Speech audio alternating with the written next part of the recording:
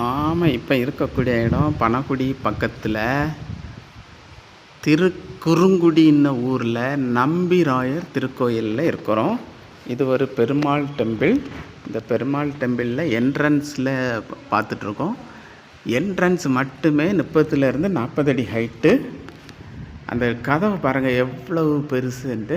அந்த கதவு வழியாக உள்ளே போனோம்னா அங்கே ஒரு கோபுரம் இருக்குது பாருங்கள், தெரியுதா? அது ஒரு பெரிய கோபுரம். அது ஆக்சுவலி இந்த இது ஒரு என்ட்ரன்ஸு, அதுக்கு பின்னாடி தான் கோபுரம் இருக்குது. ஆக்சுவலி அது இன்னர் என்ட்ரன்ஸ். இந்த பக்கமும் அதே மாதிரி தூண் வேலைப்பாடுகள் 30 அடி உயரத்தில் பிரம்மாண்டமாக செய்து வச்சுருக்கு.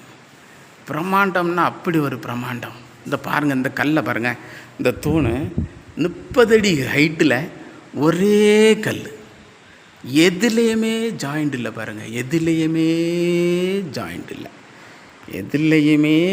இல்லாமல் 30 அடி ஹைட்டில் ஒரே கல்.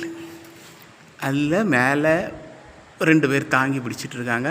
மேலே யானை, அந்த பக்கம் ஒரு யானை, இந்த பக்கம் நிறைய சிற்ப வேலைப்பாடுகள். அதாவது கிருஷ்ணனோட லீலைகள் தான் அதிகமாக இருக்குது. என்னென்னா இது பெருமாள் டெம்பிள், அதனால் பெருமாள் கோவிலுங்கிறதுனால அந்த வேலைப்பாடுகள் அதிக அளவில் இருக்குது. இது ஒரு என்ட்ரன்ஸ். இந்த என்ட்ரன்ஸில் உள்ளே போனோன்னா உள்ள கடவுளோட பழைய காலத்து கோயிலுங்க. 1000-2000 வருஷம் கூடுதலே இருக்கும். மிக பிரம்மாண்டமான என்ட்ரன்ஸ்.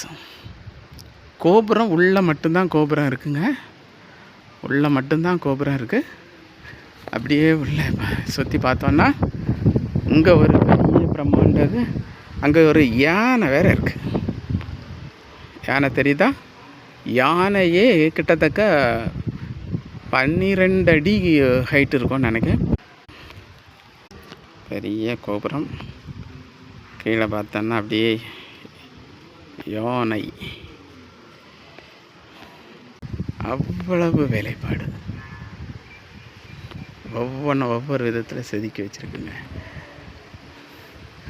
நம்பிராயர், இங்கே இருக்கக்கூடிய கடவுளின் பேர் மூலவர் நம்பிராயர்.